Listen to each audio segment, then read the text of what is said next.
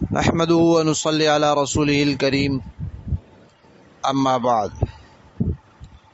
الاحسان academy کے 3 روزہ سفر المظفر کورس کا 10واں عنوان ہے بدشگونی، توہم پرستی اور اسلام۔ توہم کا معنی ہوتا ہے وسوسہ، وہم، غلط خیال کا دل میں پیدا ہونا یا کسی کے ڈالے ہوئے خیال کا دل میں جم جانا۔ اور شگون کا لفظ بھی استعمال ہوتا ہے، فال کا بھی لفظ استعمال ہوتا ہے، پھر بد شگونی بھی کہتے ہیں، بد فالی بھی کہتے ہیں، نیک فالی بھی کہتے ہیں، اچھی فال بھی کہتے ہیں۔ تو شگون اور فال کا مطلب ہوتا ہے کہ کسی چیز کو دیکھ کر اپنے کام کے ہونے کی توقع کرنا یا نہ ہونے کی توقع اور امید کرنا۔ مثلا کسی چیز کو دیکھا، اب اس کو دیکھ کر یہ امید کرنا کہ اچھا ایسا ہو گیا تو اب میرا کام نہیں ہوگا، یا کسی چیز کو دیکھ کے توقع کرنا پھر اچھا ایسا ہوا تو چلو اب میرا کام ہو جائے گا۔ یہ ہے شگون اور فال۔ زمانہ جاہلیت میں لوگوں کے اندر کچھ توہم پرستیاں تھیں، مثلا تیروں کے ذریعے وہ فال لیتے تھے۔ تیر رکھے ہوئے تھے اور ان کے اوپر کچھ لکھا ہوا تھا، ایک کے اوپر لکھا ہوا تھا امرنی ربی، میرے رب نے مجھے حکم دیا، اور ایک کے اوپر لکھا ہوا تھا نہانی ربی، میرے رب نے مجھے منع کیا، اور خالی بھی ہوتا تھا ایک تیر۔ تو وہ تینوں تیر ایک تھیلے میں ڈالتے تھے، جب کوئی اہم کام کرنا ہوتا، کوئی سفر کرنا ہوتا تو جاتے اس مجاور کے پاس اور اس کو کہتے ہیں آپ بھی تیر نکالو۔ وہ تیر نکالتا اندر سے، اگر وہ نکلتا امرنی والا تو وہ بندہ سمجھتا تھا اچھا اب ٹھیک ہے میرا کام ہو جائے گا، اس میں خیر ہے کیونکہ میرے رب نے مجھے حکم دیا والا تیر نکل آیا۔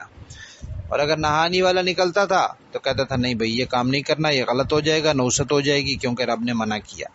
اور خالی تیر نکلتا تو پھر دوبارہ نکالتے، حالانکہ لکھے ہوئے ان کے اپنے تھے، خود ہی اس میں ڈالے ہوئے تھے، خود ہی نکالتے تھے اور اس کو پھر منسوب کر دیا کہ گویا کہ اللہ نے اس کام کا حکم دیا۔ تو یہ ان کی بدفالیاں ہوتی تھی جس سے شریعت نے منع کیا۔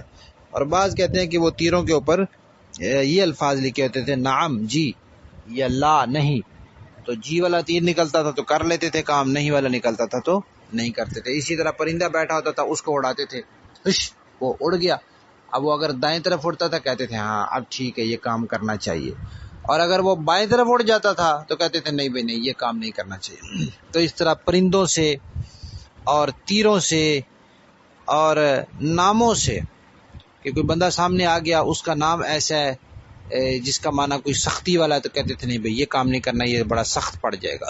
تو ناموں سے بدفالیاں لیتے تھے، آوازوں سے بدفالیاں لیتے تھے کہ کسی الو کی آواز آ گئی تو نہیں بھائی یہ تو بڑا کام خراب ہو گیا، اب الو کی آواز آ گئی۔ تو یہ زمانہ جاہلیت میں تھا، شریعت نے ان سے منع کیا ہے، بلکہ صرف یہ نہیں کہ شریعت میں بدشگونیاں بدفالیاں ناجائز ہیں، بلکہ اس کو شرک قرار دیا ہے۔ ہم پہلے حدیث پڑھ چکے ہیں، نبی کریم صلی اللہ علیہ وسلم نے 3 دفعہ فرمایا بدشگونی شرک ہے، بدشگونی شرک ہے، بدشگونی شرک ہے۔ لیکن معاشرے کے اندر اس طرح کے رواج جو پائے جاتے ہیں، باتیں مشہور ہوتی ہیں، تو کبھی کسی ایمان والے کے دل میں بھی ایسا خیال تو آ جاتا ہے کہ بھئی آج صبح وہ ایک کالی بلی گزر گئی تھی اور آج سارے دن کے میرے کام خراب ہوتے رہے، ہو سکتا ہے یہ اس وجہ سے ہو، تو اس کے دل میں بھی ایسا خیال کبھی آ سکتا ہے۔ تو اس کے لیے حضرت عبداللہ بن مسعود رضی اللہ تعالیٰ عنہ فرماتے ہیں کہ اللہ تعالیٰ پر توکل کر کے ہم ایسے خیالات دور کر دیتے تھے۔ تو وہم پرستی کا علاج جو ہے وہ اللہ تعالیٰ پر توکل ہے۔ وہم پرستی کا کہتے ہیں یہ ایک طرح کی غلامی ہے کہ انسان اپنے آپ کو پھر غلام کی طرح سمجھتا ہے، کہ لیکن اللہ تعالیٰ پر توکل اس کا پھر کمزور ہو جاتا ہے۔ حالانکہ انسان کو اللہ تعالیٰ کا بندہ اور اس کو غلام رہنا چاہیے، اور اللہ تعالیٰ پر توکل اور بھروسہ کرنا چاہیے۔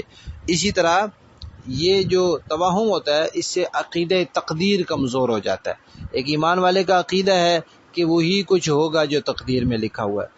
اللہ تعالیٰ نے تقدیر میں میرا کام ہونا لکھا ہوا ہے، تو کالی بلی کے گزرنے سے یا الو کے بولنے سے یا کوے کے دیوار پر بیٹھنے سے وہ کام غلط نہیں ہو سکتا، وہ اللہ نے صحیح لکھا ہے، صحیح ہو کر رہے گا۔ اور اگر اللہ تبارک و تعالیٰ نے وہ کام نہ ہونا لکھا ہے تقدیر میں، تو پھر چاہے جتنے اچھی سے اچھی میں فال لے لوں وہ نہیں ہوگا۔ تو تقدیر کا جو عقیدہ ہے وہ ان چیزوں سے گویا کہ ایک لحاظ سے اس کی نفی ہو جاتی ہے، اور اس پر جو یقین ہوتا ہے وہ نہیں رہتا۔ نبی کریم صلی اللہ علیہ وسلم نے بدفعلی سے بچنے کی دعا سکھلائی ہے، اللہم لا خیر الا خیرک ولا طیر الا طیرک ولا الہ غیرک۔ یہ دعا انسان پڑھ لیا کرے کہ خیر بھی اللہ تعالیٰ کی طرف سے ہوتی ہے، اور اگر کوئی انسان کو تکلیف پریشانی آتی ہے تو وہ بھی اللہ تعالیٰ کی طرف سے ہوتی ہے، اور پھر معبود تو صرف اللہ تعالیٰ ہیں، دور بھی اسی کو وہی کر سکتے ہیں اور کوئی نہیں کر سکتا۔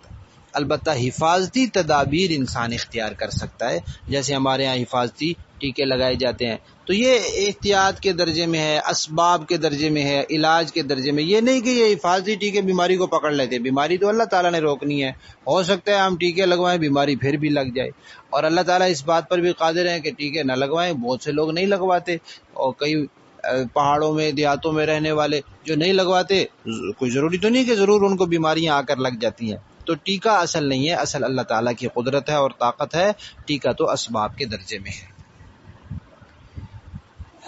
10ویں عنوان کے ضمن میں ایک اور عنوان ہے، موجودہ دور کے چند توہمات اور ان کا سبب۔ ہمارے ہاں بہت سے توہمات پائے جاتے ہیں، اس کا ایک بڑا سبب یہ ہے کہ ہم نے ایک لمبا عرصہ ہندوستان میں ہندوؤں کے ساتھ گزارا ہے، ہندو زیادہ تعداد میں تھے، مسلمان کم تھے، تو کمزور عقیدے والے، کم علم یا لا علم لوگ مسلمان جو تھے، انہوں نے ہندوؤں کے رسم و رواج کو دیکھا تو ان کا جی چاہا کہ ہم بھی ایسے کریں، تو انہوں نے بھی کرنا شروع کر دیا، حالانکہ وہ طور طریقے اسلام کے بالکل خلاف ہیں۔ عام طور پہ انسان کے مزاج ہے، طبیعت ہے، وہ رشک اور بھیڑ کو پسند کرتا ہے، جس طرف زیادہ ہونا اس کا جی چاہتا ہے، اس کا نفس اس کو کہتا ہے ادھر چلو، حالانکہ وہ طریقہ شریعت کے خلاف ہوتا ہے۔ تو یہی ایک مسلمان کا امتحان ہوتا ہے کہ اس کا نفس ایک طرف کھینچ رہا ہوتا ہے، اس کا شوق رغبت ایک طرف ہو رہی ہوتی ہے، لیکن وہ اللہ کا حکم اور دین کو سامنے رکھتا ہے اور رسول کی اطاعت کا پابند رہتا ہے اور اس طرف نہیں جاتا۔ نہ وہ عقیدہ اپناتا ہے جو ایک بھیڑ نے اپنایا ہوا ہے، اور نہ وہ ایسا عمل کرتا ہے جو ایک لوگوں کا ہجوم اور اکثریت کر رہی ہوتی ہے، بلکہ وہ اپنی خواہش کو، اپنے مفاد کو بھی دین کے تابع رکھتا ہے کہ میں اپنی دل کی خواہش کہاں تک پوری کر سکتا ہوں، جہاں تک میرا دین اجازت دیتا ہے، میں اپنے دنیاوی مفاد کہاں تک حاصل کر سکتا ہوں، جہاں تک میرا دین اجازت دیتا ہے۔ اب ہمارے ہاں کچھ توہمات پائے جاتے ہیں، بہت سارے ہیں، ہم نے کافی کچھ یہاں لکھ دیے ہیں، ان کو پڑھا جا سکتا ہے۔ مثلا لوگ سمجھتے ہیں کہ الو اگر بول پڑے تو یہ کوئی خطرے اور نحوست کی بات ہے، حالانکہ یہ بدفعلی ہے، اور بدفعلی اور بدشگونی کو شرک کہا گیا ہے۔ اسی طرح کوہ اگر دیوار پر بیٹھ جائے یا بولنے لگ جائے وہاں بیٹھ کر، اس کو بھی اچھا نہیں سمجھا جاتا۔ کالی بلی راستے سے گزر جائے، سامنے سے آر پار ہو جائے، تو اس کو کہتے ہیں جی کالی بلی راستہ کاٹ گئی ہے، بس یہیں سے اب واپس ہو جاؤ۔ جوتا الٹا ہو جائے تو لوگ کہتے ہیں جی لعنت اوپر کو جاتی ہے، بھئی اوپر کو لعنت کا کیا جگہ ہے جو اوپر جائے گی لعنت، خام خواہ لوگوں کی بنائی ہوئی بات ہے۔ اسی طرح نماز پڑھتے ہیں تو نماز پڑھنے کے بعد جائے نماز کا کونا تھوڑا سا موڑ دیتے ہیں۔ اب پتہ نہیں کچھ لوگوں کا خیال ہے کہ شیطان نماز پڑھنے لگ جائے، تو بھئی شیطان نماز پڑھنے لگ جائے تو اس سے اچھی کون سی بات ہے، شیطان بھی بھلا نماز پڑھتا ہے۔ تو اس طرح لوگوں کے خام خواہ خیالات بنائے ہوئے ہیں۔ بلی کو روتا دیکھ رہے ہیں، جی بلی کی آنکھوں میں پانی آ رہا ہے تو کہتے ہیں جی بلی رو رہی ہے، اب کوئی آفت اور کوئی مصیبت آنے والی ہے۔ اسی طرح کبھی کوئی کھانا کھا رہا ہوتا ہے اور اس کا لقمہ گر جاتا ہے تو وہ ساتھ والے کا سمجھتا ہے کہ یہ میرے پاس بیٹھا ہوا ہے، اس وجہ سے میرے ہاتھ سے لقمہ گر گیا، حالانکہ لقمہ تو اپنی بے احتیاطی کی وجہ سے گر گیا، کبھی اتفاق سے بھی گر جاتا ہے۔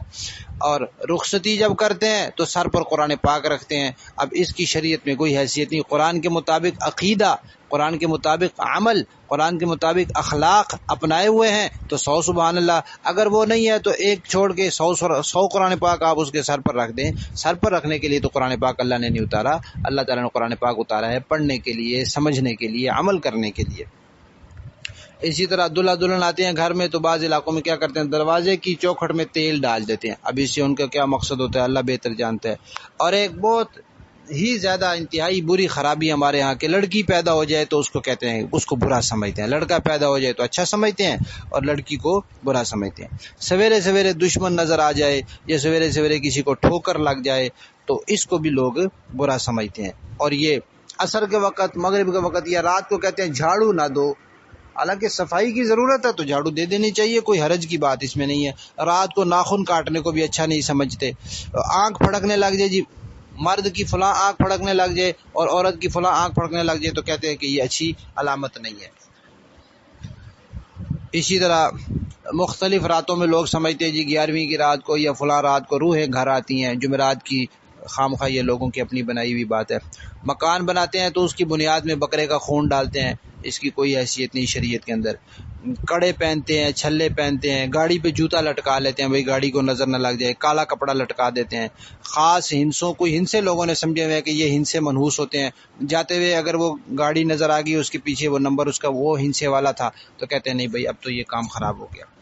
شادی ہوتی ہے، بہو گھر آتی ہے، اگر اس کے آنے کے بعد کسی کا انتقال ہو جائے اتفاق سے تو کہتے ہیں یہ منحوس ہے، اس کے آنے کی وجہ سے ہوا۔ کوئی آدمی آیا اچانک بجلی چلی جائے، یا گفتگو کر رہا ہو بیان کر رہا ہو بجلی چلی جائے تو کہتے ہیں یہ بڑا منحوس آدمی ہے جو بجلی چلی گئی ہے۔ اسی طرح کہتے ہیں شام کے وقت اگر مرغا اذان دے دے تو کہتے ہیں اس کو ذبح کر دو، یہ ٹھیک نہیں ہے۔